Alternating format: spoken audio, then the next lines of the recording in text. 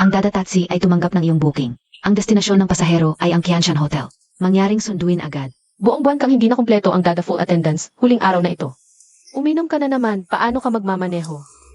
Boss Ma, kailangan kong makuha ang deal na ito. Ay naku, ikaw. Hui, Fang Fai. Hindi ka uminom, tulungan mo akong tapusin ang booking na ito. Hindi pwede, kailangan kong alagaan ang anak ko. Ay naku, hati tayo sa bonus. Kailangan din ng pera para sa sakit ng anak mo, di ba? Ay. Sige na. Bawasan mo ang inom mo. Bilisan Montag.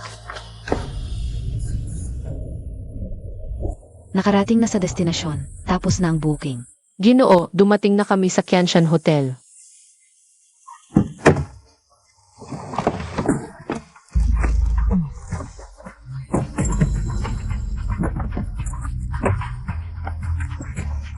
Ginoo.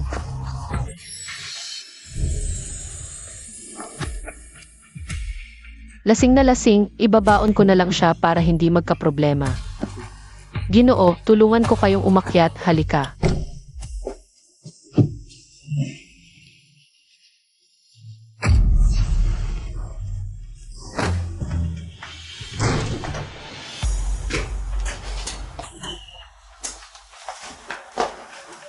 Kung may iba ka sa labas, huwag mo akong hahawakan ng maruming katawan mo. Ikaw na babae, mukhang dilaw, sino pa ang magmamahal sa iyo kundi ako? Kung ayaw mo sa akin, maghiwalay na tayo. Sige, hiwalay.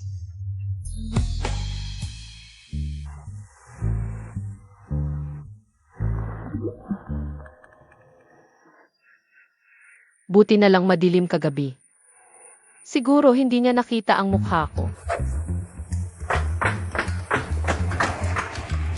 Ay.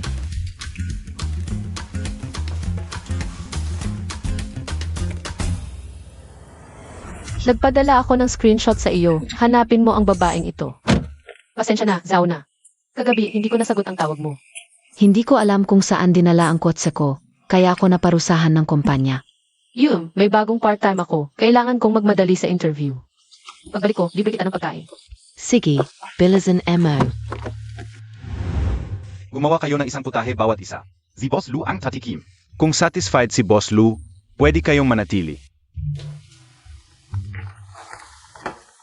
Hoy, Boss Lu, nahanap na ang impormasyon ng babaeng iyon. Sige, sunduin mo ako, i-report mo sa daan. Boss Lu. Sino ang mga ito? Nag-leave si Wuma, ang mga ito ay aplikante para sa kusinera. Tikman Montag mamaya. CJ.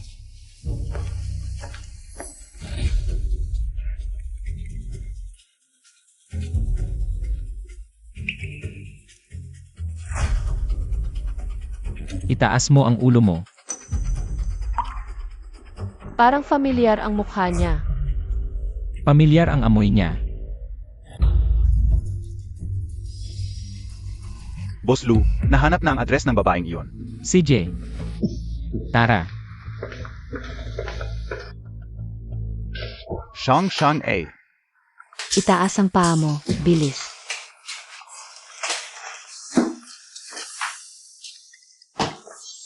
Sino kayo?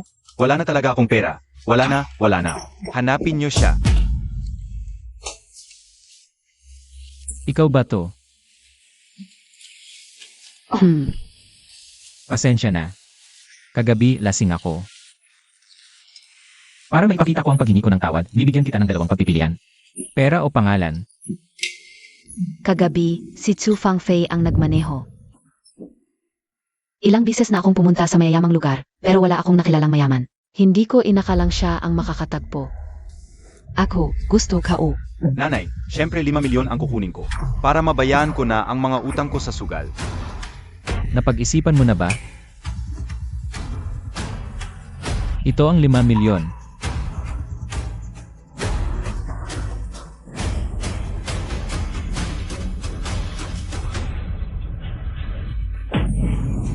Yao Zhu, halos buong buhay ko, binigay ko na sayo. Ngayon, gusto ko lang mabuhay para sa sarili ko. Hinampas Montag ako? Tama ang tatay ko. Talagang babae kang walang direksyon. Hanggang walang pangarap, kitang-kita namang mayaman o importante, tu.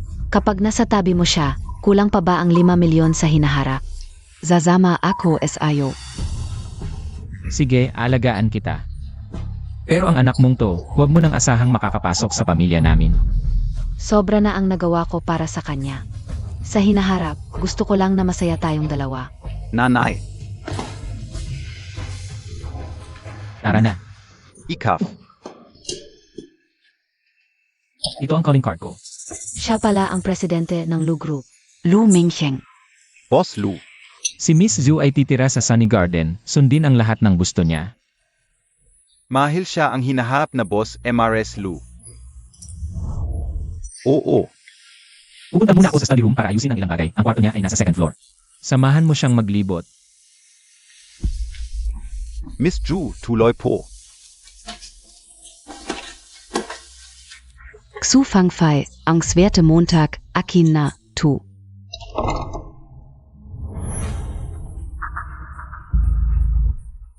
Xu Fangfei. Bakit siya nandito? Ang sinabi niyang interview ay dito pala. Hoy, yung taga-probinsya, anong ginagawa mo? Masyadong mainit sa kusina. Lumabas lang ako para huminga. Hindi ito probinsya ninyo. Huwag kang maglakad-lakad at humawak-hawak. Kapag nasira mo yan, hindi mo kayang bayaran. Handa na ba ang mga sangkat? Handa na. Kung gayon, magmadali tayo at magsimula na. Kailangan nating siya ay palisin. Huwag hayaang malaman niya. Kunin ang kanyang pagkakakilanlan. Baka masira ang aking mga plano. Miss Zhao, mayroon ba kayong mga pagkain hindi ninyo kinain? Sakto, ngayon ay pumipili kami ng bagong katulong sa kusina. Walang problema sa pagkain, pero may problema sa tao. Ano ang ibig ninyong sabihin? Hindi ko gusto ang lutong probinsyana. Tulungan mo akong palisin siya. Sasabihin ko kay Boss Lu ang magagandang bagay tungkol sa iyo. Ang iyong year-end bonus ay maaring tumaas ng 10 bises. Baka may galis si Miss Zhao sa babaeng ito? Kung tutulungan ko siyang maghiganti, hindi ba't madali na lang ang bonus? Isang probinsyana lang, ako na ang bahala.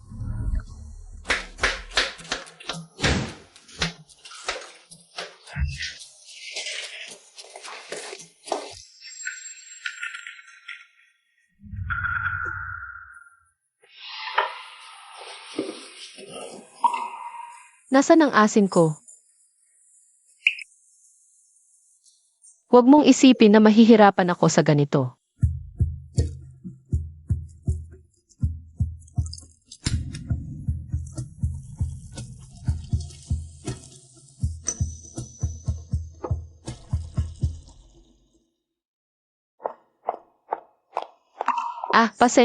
Pasensya na. Tutulungan ko kayong punasan. Walang malay na probinsyana. Alam mo ba kung gaano kamahal ang damit na ito? At sinadya mong madumihan. Kayong una ang sumalpok sa akin. Ikaw, Nagkamali ka at hindi ka nagsorry. Tapos sinisiraan mo pa ako. wala akong nagawang mali. Hindi dahil ikaw ang mayordoma ay pwede mong apihin ang iba.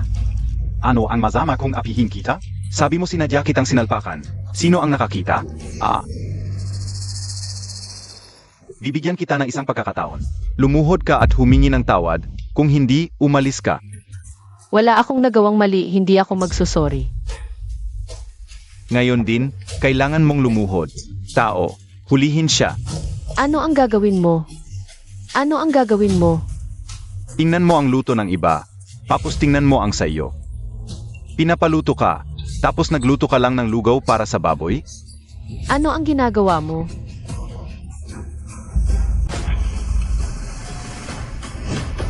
Pigilan mo. Boss Lu, itong probinsyanang ito. Nagluto ng pagkain para sa baboy at iniharap sa inyo. Halatang hindi kayo nirerespeto, kaya pinaparusahan ko siya.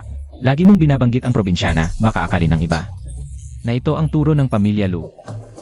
Kung makikita ko ulit na inaapi mo ang iba, umalis ka na. Opo, Ayos ka lang ba? Ayos lang ako. Dapat mong malaman, ngayon ay espesyal na pagsubok sa inyong kasanayan sa pagluluto.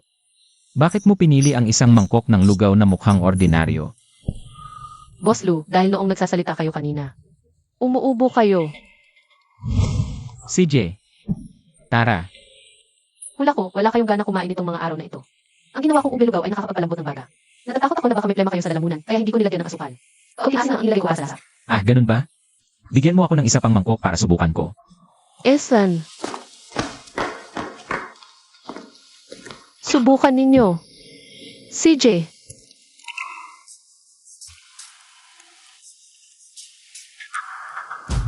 Ang lugaw na ito. Ang sarap pala. Malambot at madaling kainin at napansin mo pa na.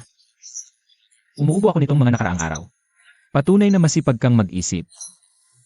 Ganito na lang, simula ngayon, ikaw na ang papalit kay Wuma. Salamat, Boss Lou. Sisikapin kong gawin ng maayos. Elngan, mauna na kayo at magtrabaho. Sumama ka sa akin. Talagang walang kwenta. Xu Fangfai. Kahit manatili ka, hindi kita patatawarin. Umupo ka. Okay lang, Boss Lou. Pag uwi ko, gagamitin ko na lang ang toothpaste. At ipapahid ko lang ito. Halika.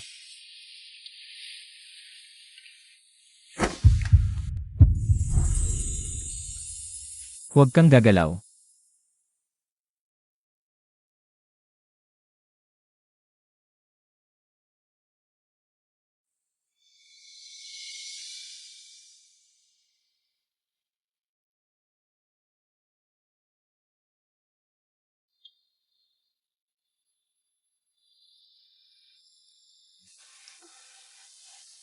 Tapos na. Sa mga susunod na araw, iwasan mong mabasa ito. Salamat, Boss Lou. Mauna na ako at magtrabaho. Talagang walang kwenta. Hindi mo magawa ng maayos ang simpleng bagay. Madam, nakita ninyo na? Si Boss Lou, palusot lang ang lahat. Mas mabuti kung ipapayo ko kay Boss Lou na palayasin ka. Ay madam, nagkamali ako. Bigyan ninyo ako ng isa pang pagkakataon. Yan na palayasin ko si Fangfei. Ang babaeng iyon. Bakit hindi mo pa tinatawag ang mga tao para maglinis? Sage, pupunta na ako. Awa-awa, dahil sa iyo ako nasigawan ng madam. Nasa galit pa ang madam. Kaya ikaw na lang ang pagbubuntunan niya ng galit. So, kailangang linisin ang sahig ng kwarto ng madam sa ikalawang palapag. Magmadali ka. Pero marami pa ako. Trabaho hindi pa tapos. Pag sinabing puntahan mo, puntahan mo. Ang dami mong sinasabi.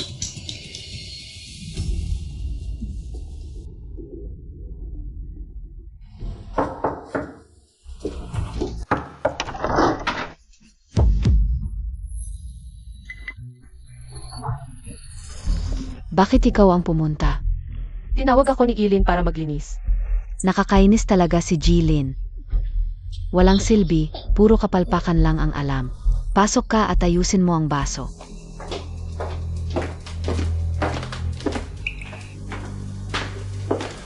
Nana,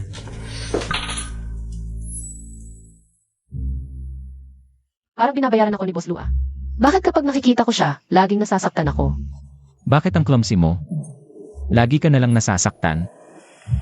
Sa susunod, huwag mo nang gawin to, hayaan mo na lang si Ilin. CJ. Zao na. Hay, Yunwi. Inawag mo ako. May sakit ba? Nasunog siya, tingnan mo nga. Ikaf pala. Noon pa, hindi ako nakapagpasalamat sa'yo. Ngayon, nagkita pa tayo dito. Talagang may pagkakataon tayo. Ano? Magandang araw po, isuot po ang seatbelt.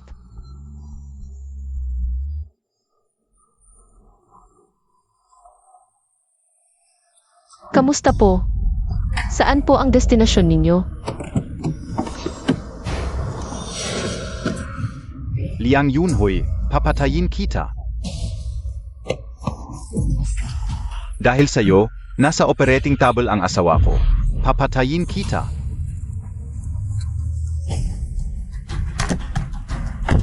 Tigil.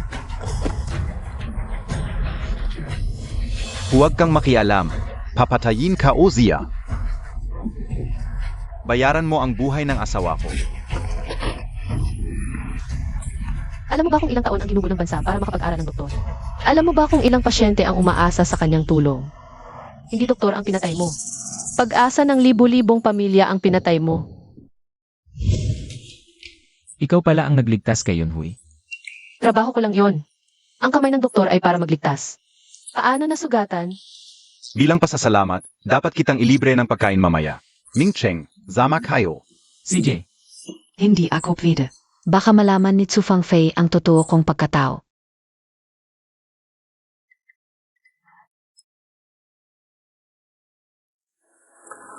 kain na tayo, may ibang lakad si Nana. Tara na.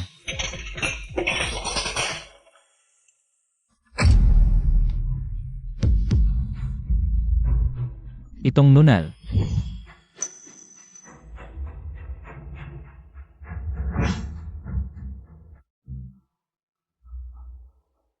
Parang wala ito kay Nana. Nana, tingnan mo ang dala ko para sa'yo. Ang ganda ng kwintas na ito. Sige, isuot ko sa'yo. Ayos na. Maganda ba? Maganda.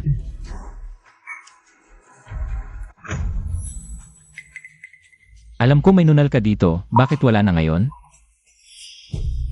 Sabi ng manghuhula, malas daw ito. Ngayong nakilala kita, gusto ko na itong tanggalin. Buti na lang naghanda ako ng maaga.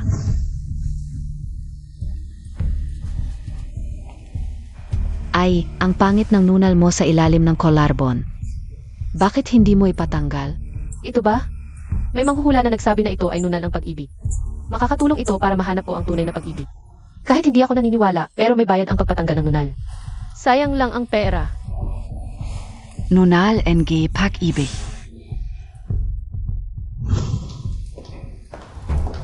Ano pang may tutulong ka USA inyo? Pagpatanggal ng nunal. Alin pong nunal ang ipapatanggal ninyo? Ito. Pero wala po kayong nunal dito, hindi kailangang ipatanggal. Ang dami mong sinasabi, sabi ko ipatanggal eh. Hindi ka naniniwala sa akin. Talagang malas ako sa buhay. Wala akong nakikitang taong tunay na magmamahal sa akin. Hindi ako hindi naniniwala sa'yo, sinabi ko na pananagutan kita. Talaga? Eh di matulog ka na dito sa gabi. Kung sakaling mabuntis ako ng anak ni Luming Cheng, kahit malaman niya ang totoo, hindi niya ako pahihirapan. Kung makakapagbigay ito ng ginhawa sa'yo, edi dito na ako matutulog ngayong gabi.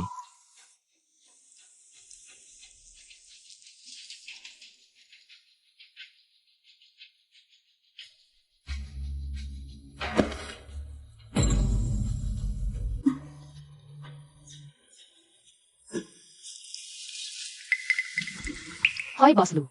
Na-aksidente si Jiajia at nasa ospital. Tulungan mo siya. Sige, pupunta ako agad, may nangyari kay Fang Fei. Pupunta ako para tingnan, matulog ka na, huwag mo akong hintayin. Yang si Tsu Fangfei na yan, sira na naman ang plano ko. Yunhui, Ming Cheng, dumating ka na rin. anong nangyari? Ang anak ni Fang Fei na si Jiajia ay may leukemia. Kanina lang ay naaksidente. Patuloy ang pagdurugo at wala ang blood type niya sa blood bank ng ospital. Naalala ko na pareho kayo ng blood type.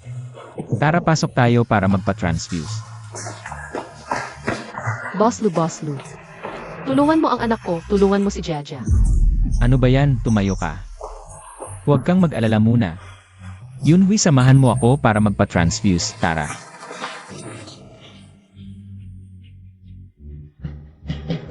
Jiajia.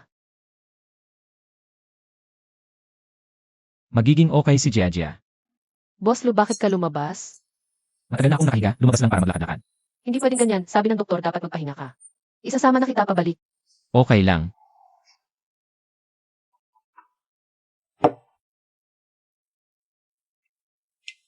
Tikman mo. CJ.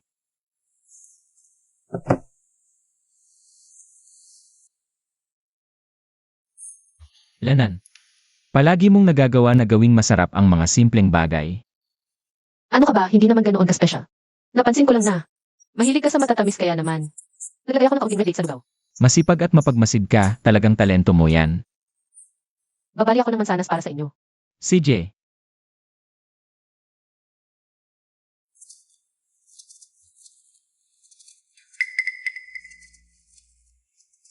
ang kamay mo.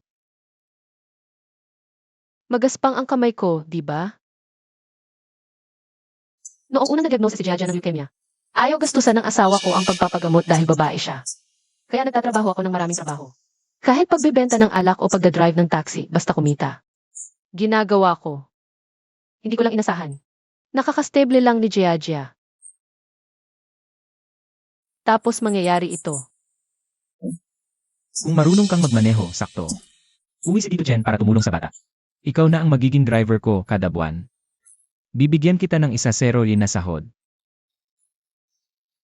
Talaga? Salamat, Boss Lou. Walang problema.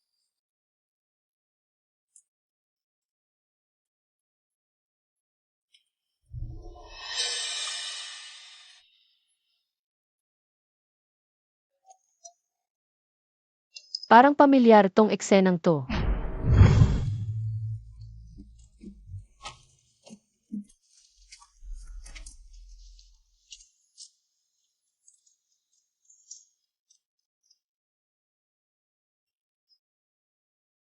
Sir.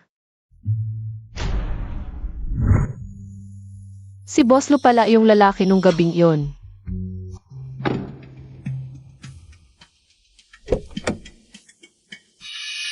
May girlfriend si Boss Lou. Tapos nangyari pa yun sa amin, paano kung malaman niya na ako? At paalisin niya ako? Paano na? Kailangan pa ng pera ni Giagia, hindi ako pwedeng mapaalis.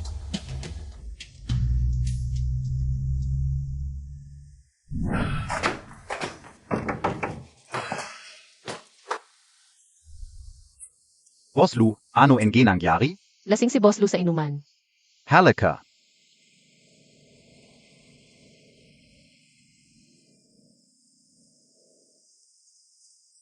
Manang Lin, anong ingay sa baba? Manang Lin, pakiusap, samahan mo si Boss Lou sa kanyang kwarto. May gagawin pa ako, aalis muna ako. Baliw, ang kaba-kaba. Miss Ju, dumating na si Boss Lou. Kung mabubuntis ko si Luming Cheng. Magandang oportunidad ngayong gabi. Manang Lin, matulog ka na. Ako na ang bahala kay Ming Cheng. Si.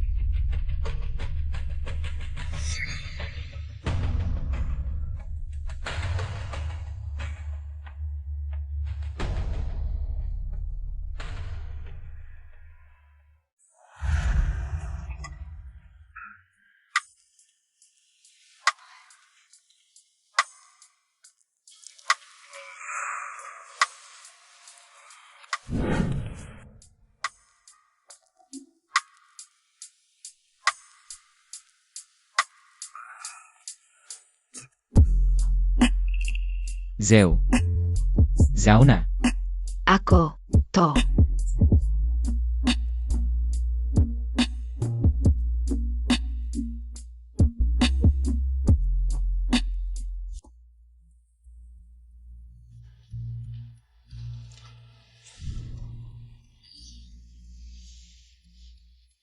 Ikaw. Bakit ka nasa kwarto ko? Hindi ba't ikaw ang humawak sa kamay ko at ayaw mong palisin ako?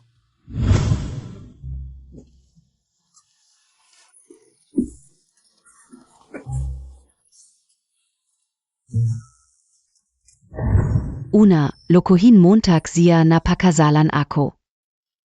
Ay, pasensya na ako. Sobrang lasing ako kagabi.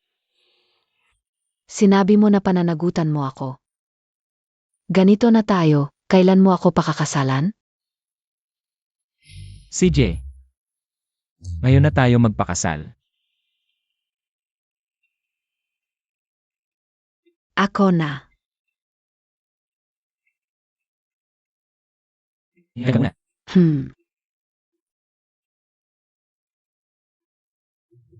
Tingnan mo.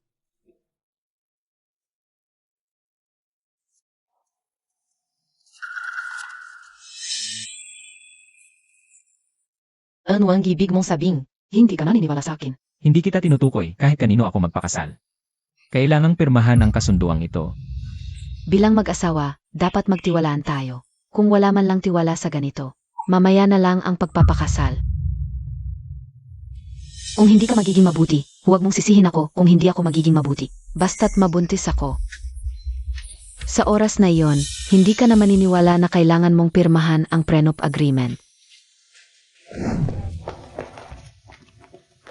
Ang damit na ito, parehong-pareho sa girlfriend ni Boss Lou.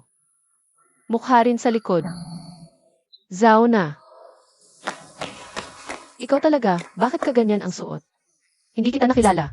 Kumita ako ng pera, bumili ako ng mga damit. Naiinggit ka, Bea? Masaya ako para sa iyo, nakahanap ako ng bagong trabaho. Kamakailan lang, may sakit din si Jaja. Hindi ko nasabi sa iyo. Dahil hindi kita nakita sa subdivision nitong mga araw.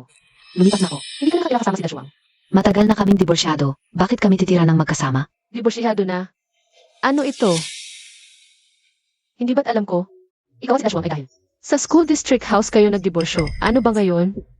Huwag kang makialam, sasabihin ko sa iyo. Ang nakita mo sa akin dito ngayon, huwag mong sasabihin sa iba. Hindi ako ganoon kaboring na ikukwento ko ang mga bagay mo sa lahat. Huwag kang mag-alala. Parang nagbago si Zao na. Tingnan mo ang kanyang suot, napakaakit. Baka naloko siya ng ibang lalaki. Kailangan siyang palisin agad, baka masabi niya ang lihim. Kaya nawala ang plano ko. May paran. Lidar Huang, gawin mo ito para sa akin. Ming Cheng, Hoy, hindi ako masaya sa ginawa mo sa akin noong nakaraan. Kung mananatili ka sa bahay ngayon, hindi na kita magagalit. pero may mga dokumento pa akong kailangan asikasuhin sa kumpanya. Pwede mong ipakuha sa driver mo. CJ, Umupo ka muna, hihiwain ko muna ng prutas. CJ,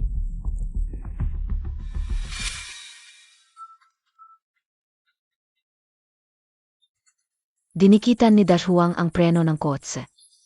Kapag nagasgasan ang kotse, tingnan mo si Boss Lou. Hindi ka niya palalayasin. Ming Cheng. Nazan ka?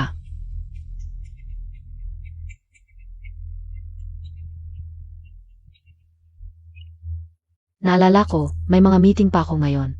Kailangan kong pumunta, bukas na lang kita samahan. Boss Lou, tanong ko lang. Ano ang buong pangalan ni Miss Zhu? Zhu ang pangalan niya. Boss Lou, ingat.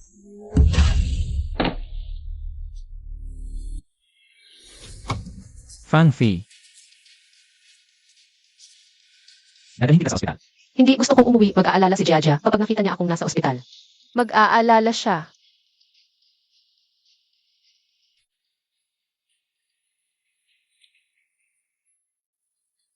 Fang Fei.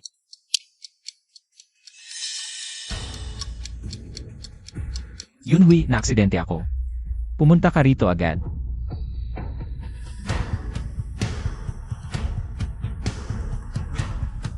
Ano nangyari? Tingnan mo siya, na-aksidente lang. Umupo ka dito.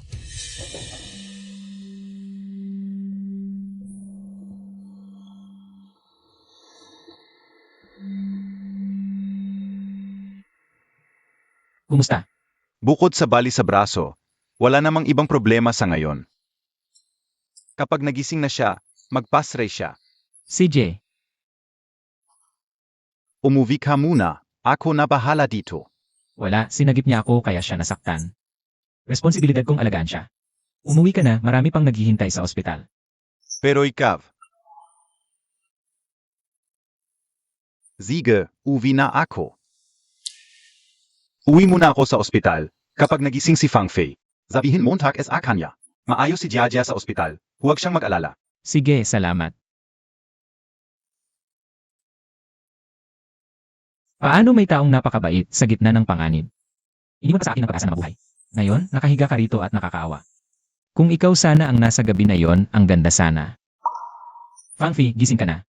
Gusto kong kumain ng bola-bola na luto ng nanay ko. Akala ko ba ay isa kang maliit na matakaw? Pero ang sinasabi niya ay ang nangyari nung gabing iyon. Anong nangyari? Baka.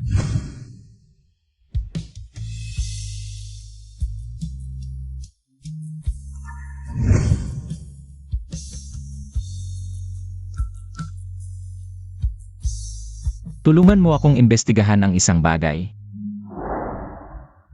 Ay, ito, hindi mabili ang bola-bola. Harina ng malagkit.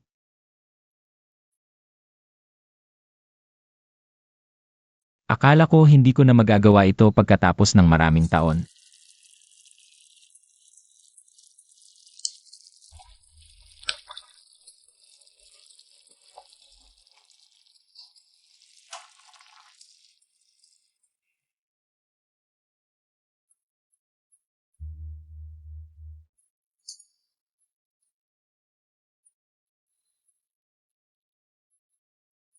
Ay, gising ka na.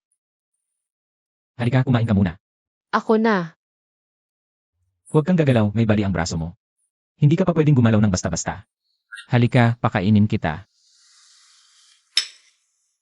Halika. Kamusta? Parehong-pareho sa lasa ng kinain ko noong bata ko. Mahigit 30 taon na akong hindi nakakain ito.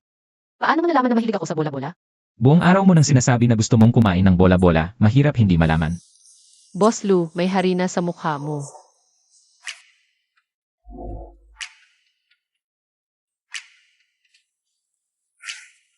Okay lang, baka nung naghahanda ako ng harina kanina. Salamat Boss Lou sa paggawa ng bola-bola para sa akin. Bakit mo ako pinapakitaan ng kabutihan? Pwede mo na akong tawagin Mincheng. Ako ang dapat magpasalamat sa'yo kung hindi dahil sa'yo noon. Nagbago ng direksyon. Ako sana ang naaksidente. Halika. Isa pa. Kukuha pa ako ng isang mangkok. Gusto ko ngayon ng peach na delata. Meron ka ba sa bahay? Hintayin mo, bibili ako sa baba. Kung may kailangan ka, tawagan mo ako. CJ,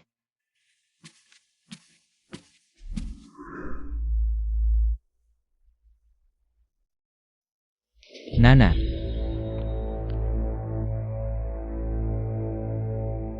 Bakit ka nandito? Narinig ko na ang bagong driver mong babae ay nakatira dito. Kaya nice kong bisitahin. Meron ba kalaki ang papahalaga mo sa kanya? Pinagluluto mo na siya sa bahay. Okay lang. Pinag-drive mo pa siya. Dapat nasa meeting ka sa opisina. Ngayon nandito ka. Mahirap hindi mag-isip ng iba. May nangyari sa amin sa daan. Kung ayaw mo sa akin, sana hindi mo na lang ako sinundo. Ngayon, iniwan mo lang ako sa bahay. Hindi mo man lang ako inalagaan. Naalala ko, dati ka rin nakatira sa subdivision na to, di ba? Pumunta ka dito. Talaga bang hinahanap mo ako? May dahilan ba ako para lukuhin ka? Ma, hindi mo nakuha ang pitaka mo. Bisitahin mo ang anak mo, hindi kita pipigilan. Pero bakit mo ako niloko? Tapos ikaw pa ang nagalit. Minchen, mali ako. Natakot lang ako na magkaroon ng hindi pagkakaunawaan, kaya hindi ko sinabi sa'yo. Tama na, hindi na kailangang magpaliwanag pa. May gagawin ako, aalis muna ako. Bakit ka ngayon lumabas? Muntik mo nang masira ang plano ko. Sabi niya may gagawin pa siya. Baka naman. Pupunta siya kay Sufangfai, yung babeng yun.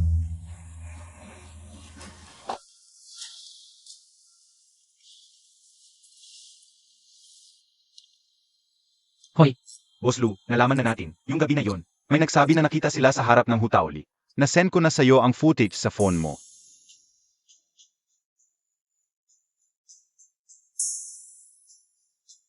talagang siya yon, yung gabi na yon.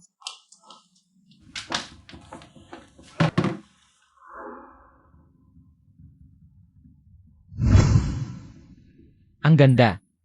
Sa wakas, nakita na kita. bakit parang naguguluhan ka pagkatapos lumabas? Mingsheng, hindi ba dapat umuwi ka na? Naghihintay sa'yo sa bahay ang girlfriend mo. Ikaw ang girlfriend ko. Hindi ako magiging kabit. Mingsheng, kahit na mabuti ka sa akin, pero hindi mo naman dapat ako ginaganito. Hindi. Kilala mo si Zauna, di ba? Bakit? Siya ang girlfriend ko. Hindi pwede. Hindi ba siya kasama ni Lidas Huang? July 14 na, Tianshan Hotel, room 888. Ano ba? Anong kwarto? Hindi ko na maalala. Ang totoo, ikaw ang hinahanap ko, yung gabi na yon. Pagkatapos ng nangyari sa atin, pinahanap kita. Gusto kitang panagutan. Pero siya ang nagpanggap na ikaw. Akala ko ba't sa huli, ikaw pa rin ang nasa tabi ko? Fang Fi, pwede ba kitang panagutan? Si Zauna, ano na ang mangyayari sa kanya? Huwag kang mag-alala, kakausapin ko siya.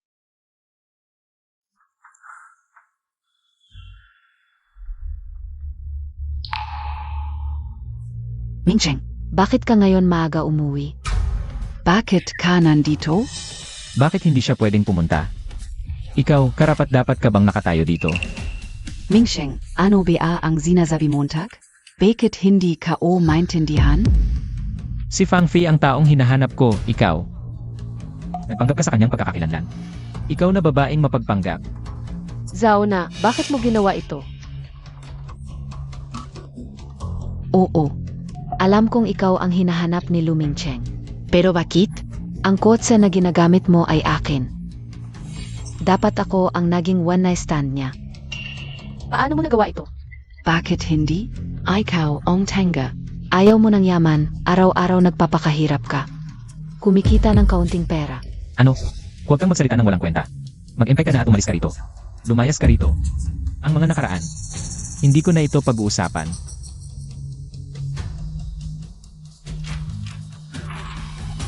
Hindi mo ako pwedeng palisin. Buntis ako. Ano?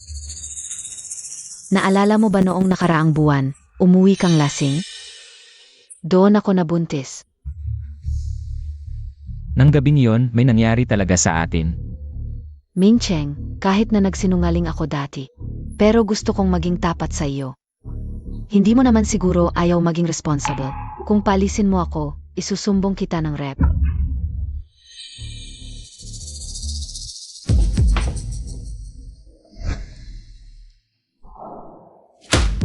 Mingcheng. Si Nana ay high-risk pregnancy. Huwag mo na siyang galitin, baka may mangyari. Tungkol sa atin. Pag-usapan natin mamaya. Fang Fei. Alam mo, ikaw ang mahal ko, pero... Kailangan kong maging responsable kay Zhao na. Pero kung... Talagang anak ko ang bata. Ano ang ibig mong sabihin? Matanda na ako, alam ko kung may nangyari o wala. Malinaw sa akin. Dati, pumayag akong pakasalan siya. Dahil girlfriend ko siya, magpakasal din naman tayo. Pero ngayon, ginamit niya ito para takutin ako. Hindi ko siya papayagan ng ganun lang.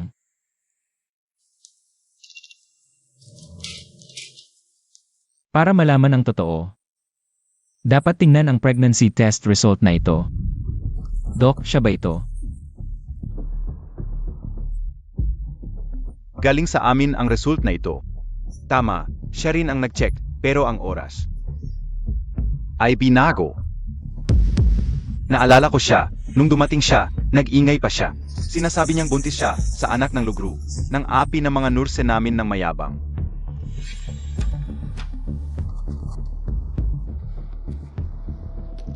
Nahanap na. Tingnan Montag. Kung sakaling may nangyari sa amin, yun ay 4 na linggo na ang nakalipas. Ang bata dito ay 3 linggo pa lang. Kung sakaling may nangyari sa amin, yun ay 4 na linggo na ang nakalipas. Tingnan mo. Ang bata dito ay 3 linggo pa lang. Sa sinabi mo, naalala ko bigla yung araw na yon sa subdivision. Nakita ko siya.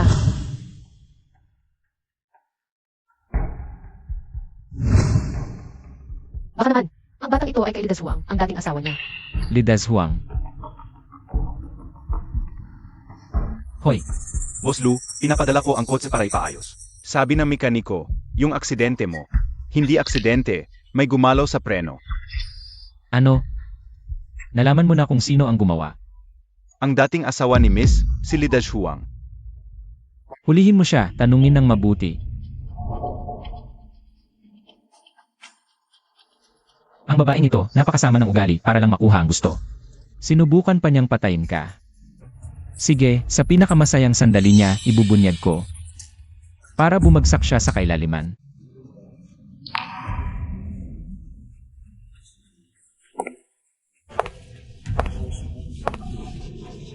Ang pagkakataon na makapag-asawa sa mayaman, hindi mo pinahalagahan. Kahit malaman mo ang totoo, ano ngayon? Ako ang magiging asawa ng Lu ngayon. Mga kasama, alam niyo na siguro noong nakaraan, nagkaroon ako ng aksidente. Akala ko aksidente lang, pero hindi pala. May taong sadyang gumawa nito. Kahapon lang. Nalaman ko na ang totoo. Chenfeng, dalhin mo rito ang tao. Boss Lu, nagkamali ako. Lahat ng ito, utos ng babaeng ito. Nagsisinungaling ka. Alam ka galit ka sa akin dahil hiniwalayan kita. Kaya sinisiraan mo ako kay Ming Cheng. Ming Cheng, huwag kang makinig sa kanya. Paano ko magagawa yon sa iyo? Boss Lu, may ebidensya ako. Boss Lu. Makinig ka. Puntahan mo yung kotse ni Lu Mingcheng at putulin mo yung preno, Su Fangfei. Kung haharangin mo ang daan ko, huwag kang magtaka kung papatayin kita. Ano ang makukuha ko kapag tinulungan kita? Basta't mabuntis ako ng anak natin. Sasabihin natin kay Lu Mingcheng ito. At magmamana ang bata ng kayamanan ng pamilya Lu. At ikaw, masisiyahan ka sa buong buhay mo. Ngayon, hindi mo pa magawa ang isang simpleng bagay. Siyempre, gagawin ko. Huwag mong kalimutan ang ating usapan. Nagre-record ka pala ng patago. Kung hindi ako nag-ingat, nabenta na ako ngayon. Ikaf talaga.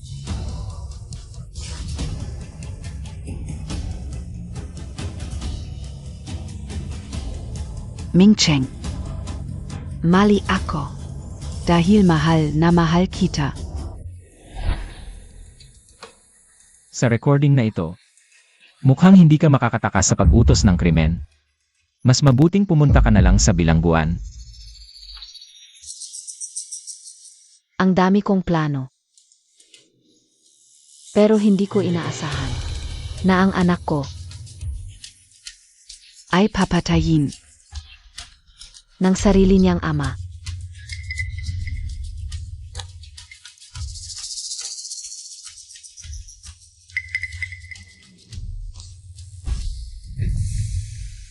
Kasalanan mo ito. Kung hindi dahil sa iyo, nakapag-asawa na sana ako kay Mingcheng. Mamatay ka na. Tigil!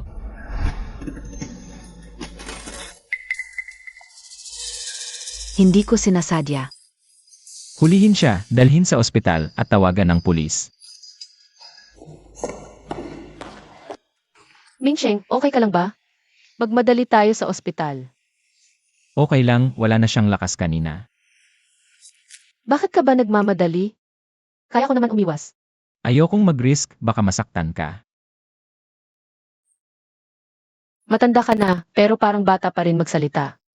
Kahit matanda na, pwede pa ring makahanap ng tunay na pag-ibig. Halika, sumama ka sa akin.